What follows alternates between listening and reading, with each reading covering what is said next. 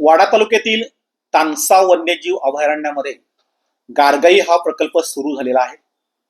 या प्रकल्पाकरता अभयारण्याचे एकूण 652.219 हेक्टर क्षेत्र हे बाधित होणार आहे.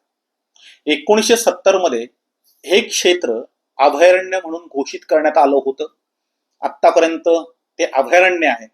आता गारगाई धरण जे आहे ते 847.879 हेक्टर क्षेत्र हे व्यापणार आहे आणि त्यापैकी 657.959 हेक्टर क्षेत्र हे जंगल आहे आणि या जंगलापैकी 652.219 हेक्टर क्षेत्र हे तानसा वन्यजीव अभयारण्याकडे आणि उर्वरित फक्त 5.74 हेक्टर क्षेत्र हे वन विभागाकडे. हे सर्वाधिक क्षेत्र हे वाईल्ड लाईफ कडे असल्याने या क्षेत्रासाठी आता राष्ट्रीय वन्यजीव मंडळाची अर्थात NBWL ची मान्यता घेणे गरजेचे आहे. आत्ताच्या क्षणापर्यंत म्हणजे आज 31 मे 2026 ही तारीख आहे. आजपर्यंत अशा प्रकारची मान्यता NBWL ने दिलेली नाही आहे.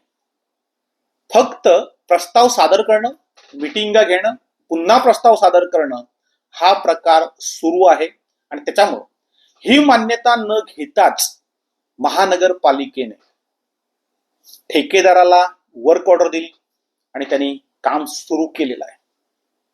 म्हणजे कुठलीही मान्यता वन विभागाकडून मिळालेली नसताना हे काम सुरू झाल्याने आता प्रकल्पग्रस्तांमध्ये म्हणजे जी 6 गावं जाणार आहेत त्या 6 गावांचं नेमकं काय होणार याची चर्चा मोठ्या प्रमाणावर वाडा तालुक्यामध्ये सुरू झाली आहे.